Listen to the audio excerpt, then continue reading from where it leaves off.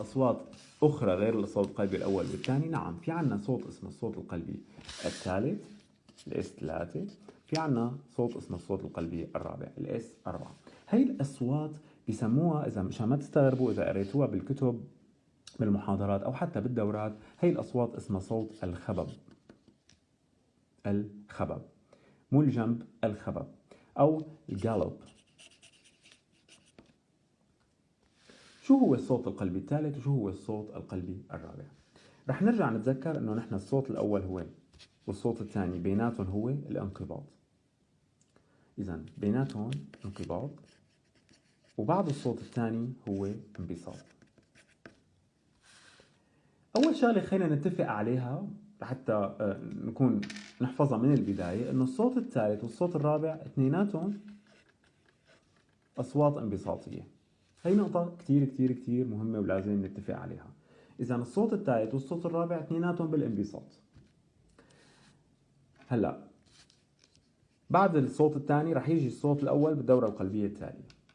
لاحظوا كيف الصوت الثالث يأتي مباشرة أو بعد الصوت الثاني بقليل من الدورة القلبية السابقة.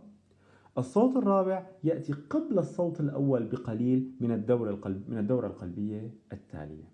إذا الصوت الرابع موقعه قبيل الصوت الأول، الصوت الثالث موقعه بعيد الصوت الثاني.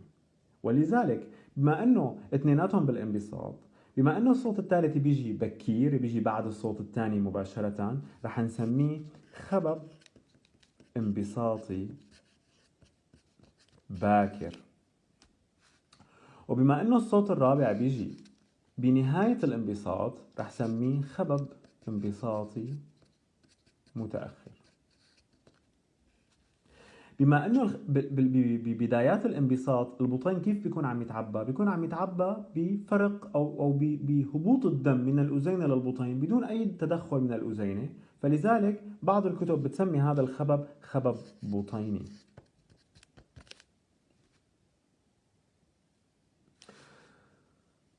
وبعض الكتب بتسمي الصوت الرابع هو الخبب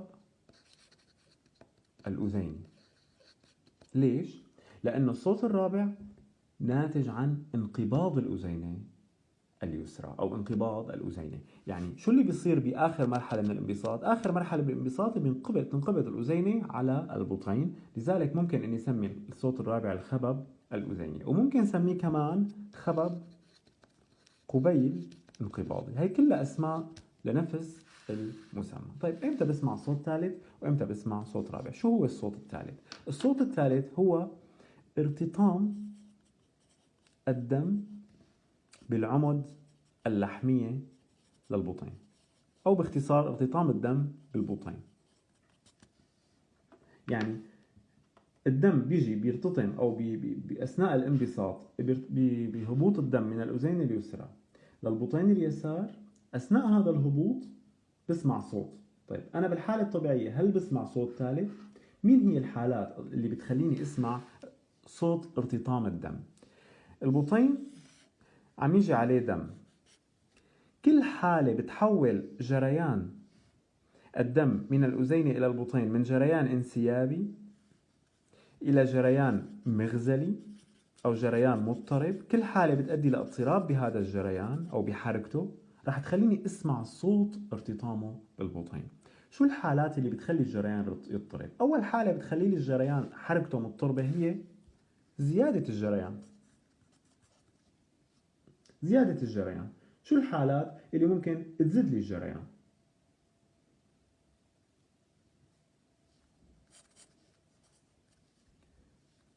كل حالة بتزيد فيها حجم البلازما، حجم الدم، هي زيادة جريان، وبالتالي الحمل حالة بتزيد لي الجريان فبسمع فيها صوت ثالث. فقر الدم لما بيصير نقص بالكريات الحمراء بيعاود الجسم عن طريق زيادة البلازما فبسمع صوت ثالث. فرط نشاط الدرق شو بيصير فيها؟ بيصير فيها زيادة بالجريان فبسمع صوت ثالث. شو في شغلات كمان ممكن تزيد لي الجريان؟ شغلات بالقلب نفسه. قال إذا أنا صار عندي قصور تاجي شو بيصير؟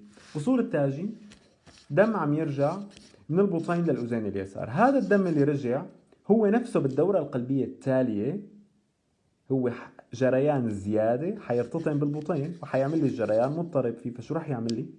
رح يعمل لي صوت ثالث مثلا.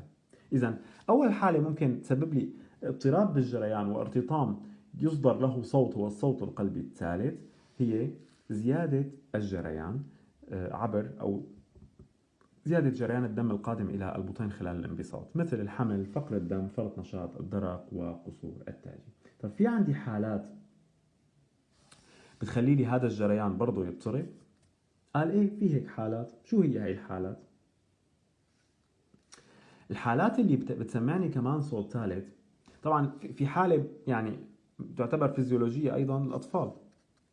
الأطفال حتى أعمار الشباب ممكن أن يسمع عندهم صوت ثالث بشكل طبيعي. طيب الحالة الثانية اللي ممكن اسمع فيها الصوت الثالث هي بطين قاصر أو قصور الوظيفة الانقباضية. ليش بقصور الوظيفة الانقباضية أنا ممكن أسمع صوت ثالث؟ بالحالة الطبيعية البطين بنهاية الانقباض شو بيكون؟ بيكون انقبض بشكل كامل على بعضه وبالتالي الضغط منه بيكون كتير عالي. بحالة قصور القلب الانقباضي العضلة القلبية ما بتنقبض بشكل كامل وإنما بتنقبض بشكل ضعيف. نتيجة الضغط بنهاية الانقباض وليس الانبساط، الضغط الانقباضي تبع العضلة القلبية هي أقل من المعتاد، أقل من الحالة الطبيعية. الأذين اليسرى اللي قاعدة فوق الضغط فيها عالي، لما بيفتح الصمام التاجي ببداية الانبساط رح يتدفق الدم من الأذين اليسرى اللي ضغطها كتير عالي على البطين الأيسر اللي هو بالأساس رخو. شو بصير؟ الدم بدل ما يجي على بطين مطاوع رح يجي على بطين ضغطه منخفض. النتيجة تدفق الدم من الأذين ذات الضغط العالي على البطين ذو الضغط المنخفض. المنخفض أكثر من اللازم أو المنخفض بشكل مرضي. النتيجة سماع صوت لارتطام الدم. إذا في قصور الوظيفة الانقباضية أيضا رح أسمع صوت ثالث. تمام؟ أما الصوت الرابع فشو سببه؟ سببه هو مثل ما قلنا الصوت الثالث اسمه خبب انبساطي باكر أو خبب بطيني. الصوت الرابع سميته خبب انبساطي متأخر أو خبب أذيني. ليش؟ لأنه هو ناتج عن انقباض الأذينة. انقباض الأذينة، إذا هو صوت ناتج عن انقباض الأذينة ولكن بشرط على بطين ناقص المطاوعة. شو يعني ناقص المطاوعة؟ بيعكس الصوت الثالث. الصوت الثالث هو قصور وظيفة انقباضية، الصوت الرابع هو قصور وظيفة انبساطية. شو الحالات يلي بتخلي البطين الأيسر أو البطين بشكل عام ناقص المطاوعة الانبساطية؟ هي الحالات. شو يعني مطاوعة؟ المطاوعة تعني أن البطين يكون مرن، لما يصير الانبساط يتوسع بالشكل الكافي ويتعبى بالدم. البطين المتضخم، نتخيل الفرق ما بين غصن الشجرة اللي هلأ طالع الفتي وغصن الشجرة الخشبي البني الغامق. هاد الغصن البني الغامق القديم بيكون كتير قوي وكتير سميك، لكن تعال جرب تتنيه، شو بصير فيه؟ بينكسر، ما عنده مطاوعة، ما عنده مرونة. الغصن الجديد اللي هلأ طالع بيكون منه قوي، يعني مانو بسماكة وضخامة الغصن القديم، ولكن تعال جرب تتنيه بينتنى لأنه لساته غصن نظير. البطين ناقص المطاوعة هو البطين المتضخم. إذا لما بيكون أنا في عندي ضخامة بالبطين، ضخامة مو يعني توسع، يعني ضخامة بجدار البطين، هالضخامة بتكون على حساب المطاوعة، يعني العضلة بتصير كتير كبيرة وسميكة ولكن غير مطاوعة. النتيجة تيجي الأذين اليسار بتنقبض بوجهها في بطين غير مطاوع، يعني بدل ما يفتح أحضانه للأذين ويقول تفضلي أعطيني الدمات، لا، بضل قاسي بوجه الأذينة، وبالتالي الانقباض الأذيني على البطين يصدر له صوت هو الصوت الرابع. شو الحالات اللي بسمع فيها صوت رابع؟ كل حالة بتؤدي لتدني أو لسوء وظيفة انبساطية بسمع فيها صوت رابع. مثلا كل الضخامات، يعني مثلا الضخامة الناتجة عن اعتلال عضلة قلبية ضخامة، الضخامة الناتجة عن تضيق أبهري، إلى آخره. كل سبب بسبب لي، كل حالة أو إصابة أو آفة مرضية بتعمل لي ضخامة بجدار البطين رح تخليني أسمع صوت رابع. طيب في سبب ثاني بخليني أسمع الصوت الرابع غير زيادة الضخامة؟ نعم، إذا كانت الضخامة طبيعية ولكن البطين من الخارج في شيء عم بيحدد امتلاؤه. شو الحالة اللي بتحدد البطين من برا وبتحدد امتلاؤه؟ في عنا مرض اسمه التهاب التامور العاصر. هذا المرض البطين طبيعي ولكن ما عم يقدر يتوسع بالشكل الكافي، ما عم يقدر يفتح بالشكل الكافي لأنه محدد من برا بتامور ملتهب بشكل مزمن ومتسمك ومتكلس. هذا الشيء بخليني برضو اسمع انه الأذين اليسرى او اليمنى لما تنقبض على البطين ناقص او البطين المحدد من الخارج بهذا التامور اسمع صوت رابع. في حالات ثانية ممكن اني اسمع فيها الصوت الرابع. نعم، إذا كان البطين محدد من الداخل.